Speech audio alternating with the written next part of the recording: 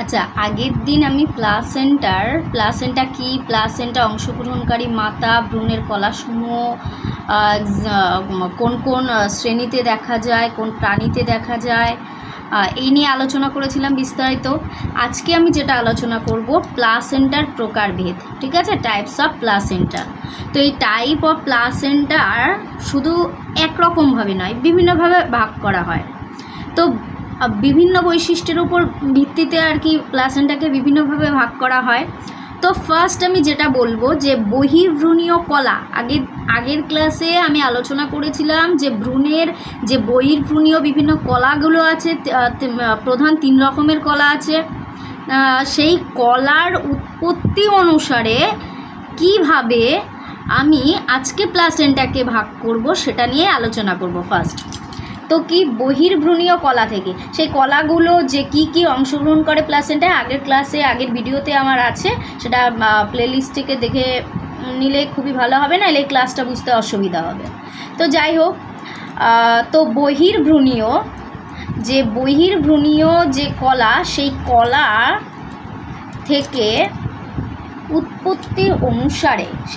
থেকে উৎপত্তি অনুসারে প্লাসেন্টাকে কভাগে ভাগ করা হচ্ছে না, উৎপত্তি অনুসারে প্লাসেন্টা 2 ভাগে ভাগ করা হচ্ছে, ঠিক আছে। কি কোরিও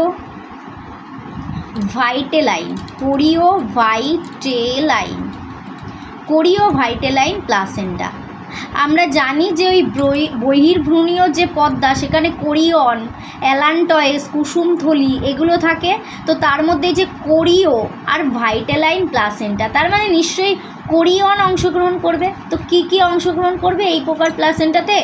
কোরিয়ন, বহির্ভ্রূণীয় পর্দার কোরিয়ন এবং তৎসংলগ্ন কুসুমথলি, ঠিক আছে, কুসুমথলি।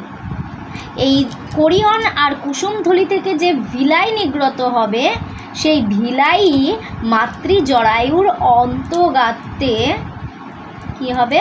প্রবেশ করে এই প্রকারের প্লাসেন্টা গঠিত হবে। তো এর এক্সাম্পল কি? এর এক্সাম্পল হচ্ছে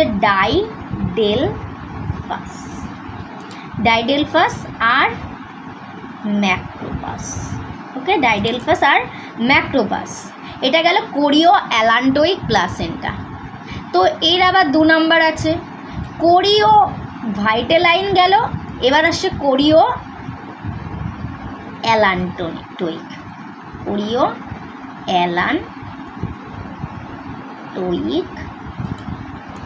প্লাসেন্টা।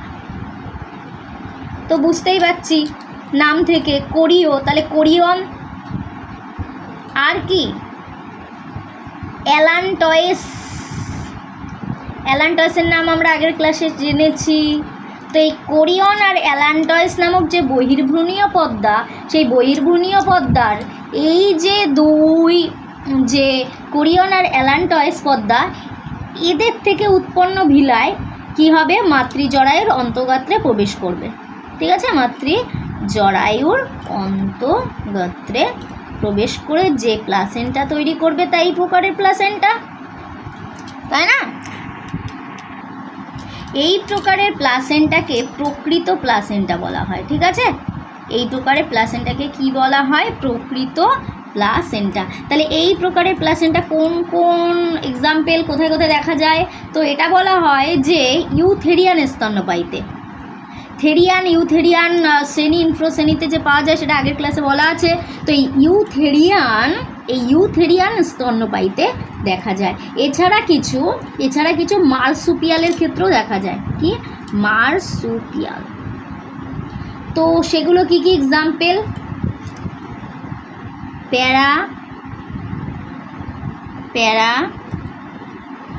প্যারামিলাস, ঠিক আছে, প্যারামিলাস। আর কি? ড্যাসুইরাস, ঠিক আছে। এবার এটা গেল এক রকমের, যে বহির্ভ্রূণীয় কলা থেকে উৎপত্তি অনুসারে। এবার আসছে ভ্রূণ আর মাতৃকলা হৃদ্যতার ভিত্তিতে। আমি এখানে 2 রকমের ছবি দেখাবো, ঠিক আছে। সেই 2 রকমের ছবি হচ্ছে, আমি এখানে একটা বই প্রোভাইড করেছি, সেই ছবিটা হচ্ছে এই, আরও 2 রকমের টাইপ আছে, সেই টাইপের উপর কিভাবে হচ্ছে আমি সেটা দেখাবো। তো এগুলো দেখানোর কিছু নেই, কারণ কোরীয় মানে বোঝাই যাচ্ছে নাম থেকে যে কি হতে পারে। তারপরে আসছে এবার ভ্রূণ আর মাতৃকলার হৃদ্যতার ভিত্তিতে, মানে ডিগ্রি অফ ইন্টিমেসি। মানে কি, মানে হচ্ছে ভ্রূণর যে ভিলাইগুলো, সেই ভিলাইগুলোর বিস্তারটা কেমন হচ্ছে, ঠিক আছে, সরল প্রকৃতি না জটিল প্রকৃতি, তার উপর নির্ভর করে এই প্লাসেন্টার ভাগটা, ঠিক আছে। তো কি ভ্রূণ ও মাতৃকলার হৃদ্যতার ভিত্তিতে। তো এখানে 3 রকমের হয়, ঠিক আছে। হৃদ্রতা মানে বোঝাই যাচ্ছে কাঠিন্যতা, মানে কতটা মজবুতি, এরকম ব্যাপার। এই মজবুতি অ্যাকচুয়ালি ভালো নয়, মানে মজবুতি কম হলে মাতার কষ্ট কম হয় প্রসবকালে, এই হলো একদম সরল হিসাব। তো যাই হোক, তো নন ডেসিডুয়াস, কিন্তু সবই ভালো মন্দ, সব কিছু প্রকৃতির সৃষ্টি। সব থেকে বড় কথা হলো এইভাবেই ইভলিউশনটা হয়েছে, ঠিক আছে। তো নন ডেসিডুয়াস প্লাসেন্টাটা কি না, বহির্ভ্রূণীয় পদ্মার ভিলাইগুলো সরল হবে। কি বললাম না, বহির্ভ্রূণীয় যে পদ্মা, তো বহির্ভ্রূণীয় পদ্মা কি কি, সেই বহির্ভ্রূণীয় পদ্মা হচ্ছে কোরিয়ন, অ্যালান্টয়েস, তাই না, কুসুমথলি, এপিথেলিয়াম। তো এই যে বহির্ভ্রূণীয় পদ্মা, এই পদ্মার যে ভিলাই, সেই ভিলাইগুলি সরল। কি প্রকৃতির? সরল, শাখাবিহীন। আচ্ছা, যদি সরল হয়, শাখাবিহীন হয়, তাহলে মাতৃজরায়ুর যে অন্ত্রগাত্র, সেই অন্ত্রগাত্রের মধ্যে কি কম প্রবেশ করবে, অথচ অমরা বা প্লাসেন্টা তৈরি হবে, পুষ্টি পদার্থ, শ্বসন, রেচন সবই হবে। কিন্তু সরল আর শাখাবিহীন যদি হয়, তাহলে মাতৃজরায়ুর অন্তঃগাত্রে আলগাভাবে সংলগ্ন থাকবে, ঠিক কি না? সরল আর শাখাবিহীন হলে আলগাভাবে সংলগ্ন থাকবে। তাতে সুবিধাটা কি? সুবিধাটা হলো যখন প্রসব হবে, প্রসবকালে সন্তান সহজে জরায়ুর গাত্র থেকে বেরিয়ে আসবে, জরায়ু কলার কোনো ক্ষতি হবে না, ঠিক আছে।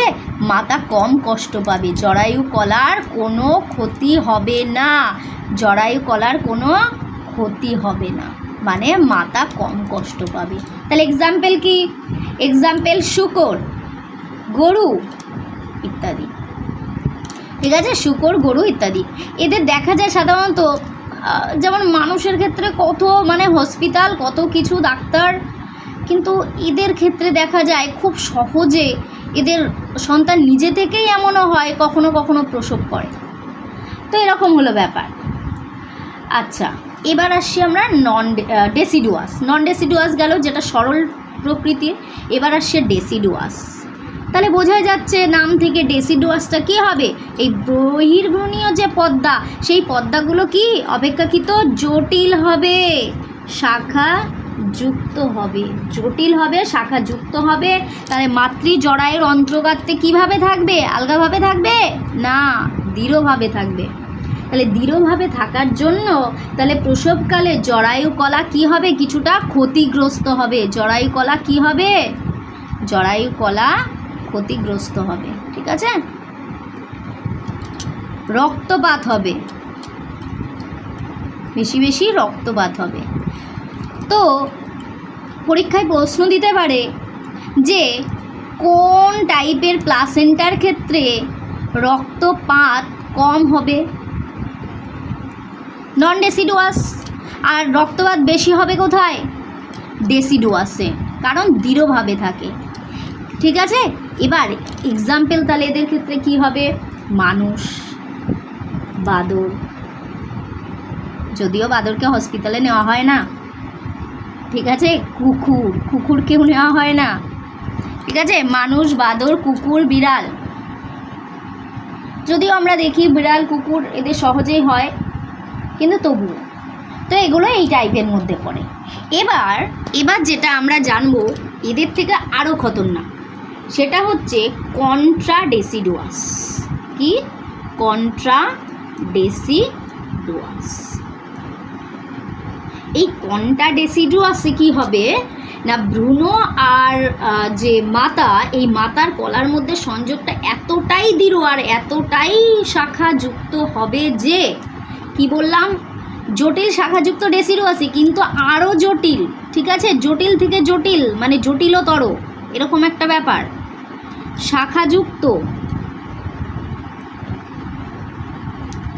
তো তাতে কি হয়, জরায়ু কলার ক্ষতি তো হয়ই, আবার এমনটা হয় ভ্রূণ কলার কিছু অংশ জরায়ুর মধ্যে থেকে যায়। সব থেকে ভাইটাল জিনিস যে ভ্রূণ কলার, তাহলে কি সন্তান প্রসবের পর সে মারা যায়?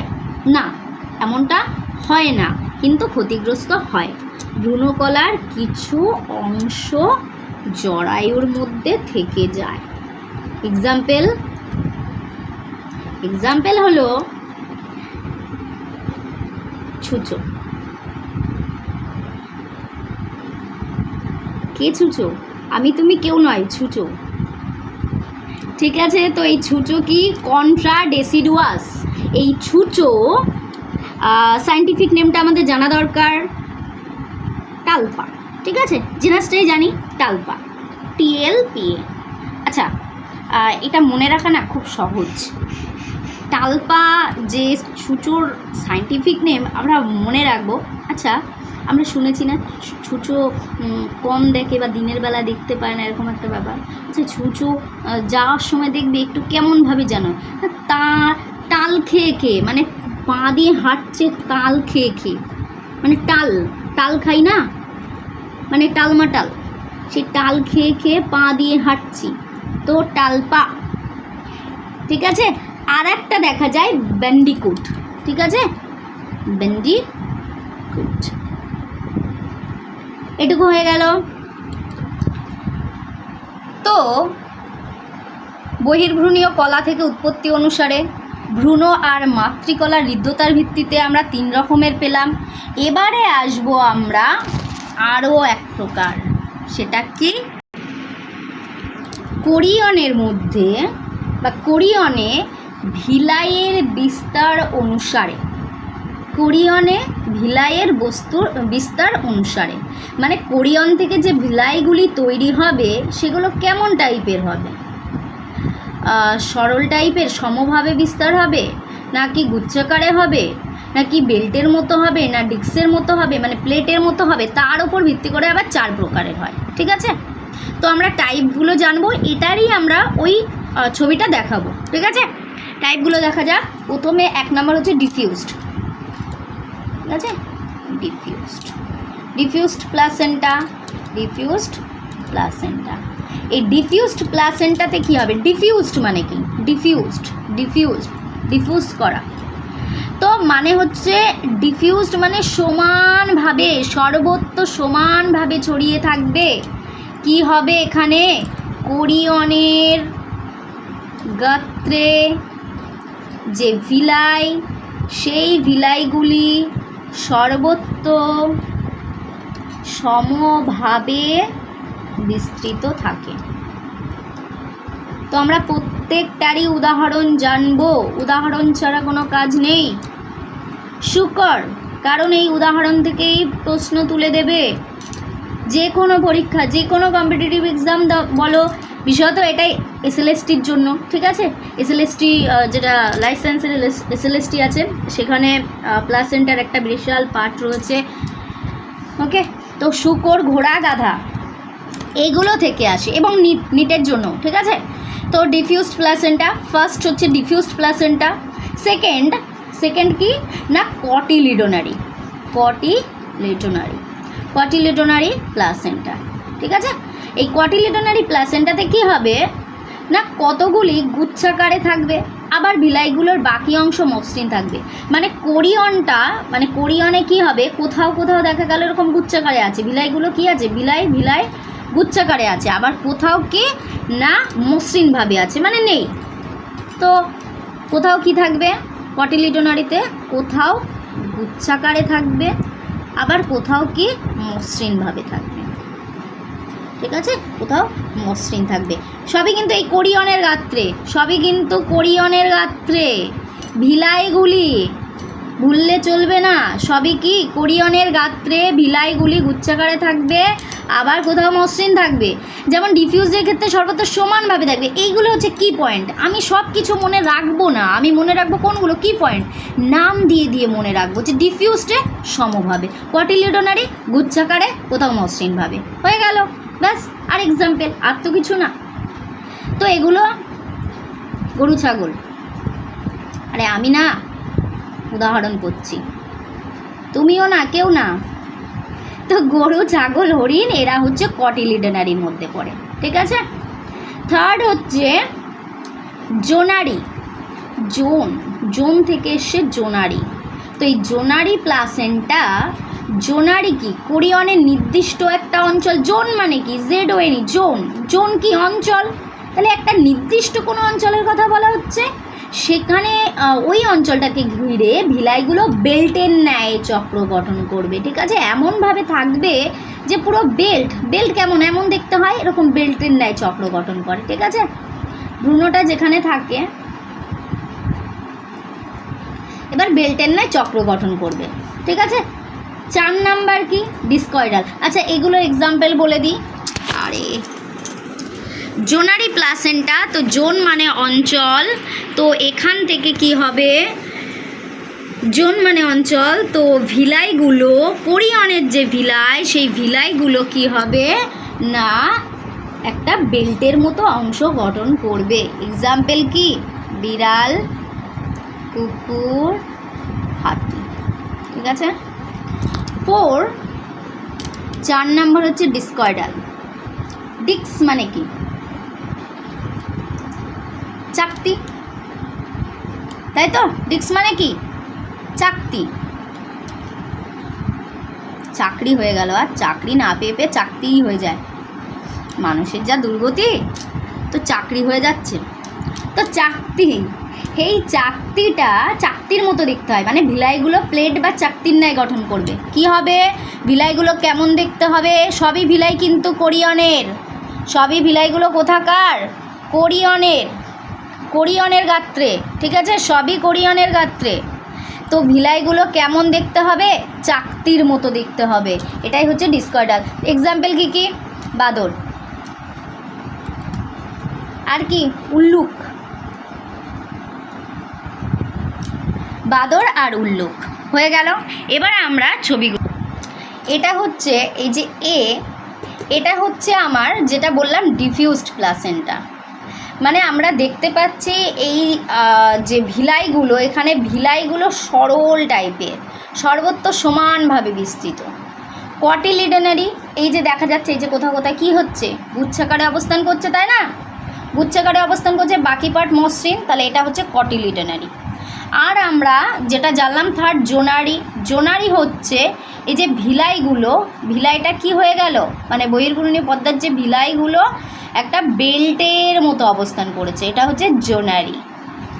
আর 4th নাম্বার হলো, 4th নাম্বারে কি, বাদর আর উল্লুকে দেখা যায়, ঠিক আছে, বাদর আর উল্লুকে দেখা যায়, যেটা বলছে এখানে যেটা কোরিয়ন, এই কোরিয়নের ভিলাইটা দেখো অনেকটাই যে চাকতির মতন অবস্থান করেছে না, প্লাসেন্টাটা ডিক্স বা চাকতির মতো, তাই জন্য এটাকে বলা হচ্ছে ডিস্কয়েডাল।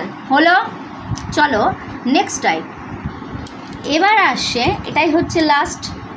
তাহলে কতগুলো মানে বৈশিষ্ট্যের উপর ভিত্তি করে প্লাসেন্টা, 4 রকমের, 3 রকম হয়ে গেছে অলরেডি আলোচনায়, বা 4 রকম, তো ভিডিওটা বেসিক্যালি বড়ই হবে। তো কলাস্থানের ভিত্তিতে, তো একটা ভিডিওতে পুরো টাইপগুলো বিস্তারিত জানা হয়ে গেল, এটাই বড় কথা। তো কলাস্থানের ভিত্তিতে শ্রেণীবিভাগ, যেটা বলবো যদি ভালো লাগে অবশ্যই লাইক আর সাবস্ক্রাইব কমেন্ট করে জানাতে হবে, কারণ দেখো আমি তৈরি করছি কিছু জিনিস, তো আমি বুঝবো কী করে হ্যাঁ ভালো লাগলো কি না, তো এই জন্য অবশ্যই জানাতে হবে আমাকে, বা কোন নোটসগুলো আরও দরকার, কোন বিষয়ের উপর আরও জোর দিলে ভালো হয়, ঠিক আছে। তো যাই হোক, আমরা ফোকাস করি মেন আমাদের উদ্দেশ্য পড়াশুনো। কলাস্থানের ভিত্তিতে শ্রেণীবিভাগ, তো কলাস্থানের ভিত্তিতে, আচ্ছা আমরা জানি যে প্লাসেন্টায় অংশগ্রহণকারী ভ্রূণের কলা ক রকমের হয়? প্রধান 3 রকমের, যেটা আগের ক্লাসে দেখিয়েছি, কোরিয়ন, অ্যালান্টয়েস, কুসুমথলি, আরও একটা বিশেষ যেটা এন্ডোথেলিয়াম, ঠিক আছে, যেটা রক্তজালকের বহিরাবরণ। এখানেও কতগুলো টাইপ আছে সেটা পুরোপুরি আমি ছবি দিয়ে দেখাচ্ছি, ঠিক আছে। চলো, খুব সুন্দর করে এখানে ছবিটা বোঝানো হয়েছে, ঠিক আছে।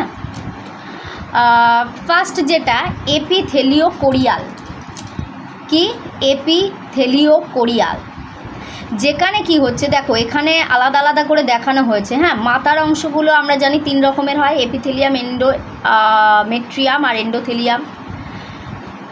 তো এপিথেলিয়ামের মধ্যে যখন এই যে কোরিয়াল অংশটা, মানে কোরিয়ন অংশটা যখন এপিথেলিয়ামের মধ্যে যাবে তখন সেটা এপিথেলিওকোরিয়াল। তারপরে কি, তারপরে আছে সিনডেসমোকোরিয়াল, যেখানে এন্ডোমেট্রিয়াম অবধি যাবে, এপিথেলিয়াম আর এন্ডোমেট্রিয়াম অবধি যাবে। কোথায় কোথায় যাবে? এপিথেলিয়াম আর এন্ডোমেট্রিয়াম অবধি, ঠিক আছে। তারপরে আসছে, এটা একটা গেল 2, এবার আসছে এন্ডোথেলিও কোরিয়াল, ঠিক আছে। এন্ডোথেলিও, এখানে আমার নামগুলো দেখেই বোঝা যাচ্ছে এন্ডোথেলিও, তার মানে এন্ডোথেলিয়ামের মধ্যে যাবে। তো দেখো পুরোপুরি একদম মানে এপিথেলিয়াম এন্ডোমেট্রিয়াম ভেদ করে কোথায় গেছে? এন্ডোথেলিয়াম, একদম ভেতরে, মাতৃজরায়ুর গাত্রে, মানে একদম ভেতরে চলে গেছে, ঠিক আছে। তো এই জন্য এন্ডোথেলিওকোরিয়াল। এবার আসছে হিমোকোরিয়াল। হিম মানে কি? হিম এটা হচ্ছে রক্তের একটি উপাদান, হিম উপাদান, তাই তো, লোহা মানে হিমোগ্লোবিন। তো তাহলে রক্তের মধ্যে যখন প্রবেশ করবে, তাহলে দেখো কোরিয়নটা কোথায় গেছে? এপিথেলিয়াম এন্ডোমেট্রিয়াম ভেদ করে এন্ডোথেলিয়াম, এবং সেখানে মাতার রক্তের মধ্যে যখন ভ্রূণ প্রবেশ করছে, ভ্রূণ নয়, ভুল বললাম, বহির্ভ্রূণীয় পদ্মা, এগুলো তো প্লাসেন্টা, তো বহির্ভ্রূণীয় পদ্মা, ভ্রূণ নয়, কখনোই ভ্রূণ নয়। তো প্লাসেন্টার অংশ যখন প্রবেশ করবে সেটাই হচ্ছে আমার হিমোকোরিয়াল। হিমোগ্লোবিন থেকে হিম এসছে, মানে রক্তের উপাদান। এবার আসছে হিমো এন্ডোথেলিয়াল। হিমোকোরিয়াল, হিমো এন্ডোথেলিয়াল একই রকম। এবার এটা তাহলে কোথায় যাবে? কোথায় যাবে? সেই এন্ডোথেলিয়ামের মধ্যে যাবে, তাই না? আবার রক্তের মধ্যে যাবে। তো এটাই হলো ব্যাপার। এই হলো 1, 2, 3, 4, 5টা, ঠিক আছে। তো এই ছিল আমার আজকের ভিডিও, ঠিক আছে। থ্যাংক ইউ, ভালো থাকবে।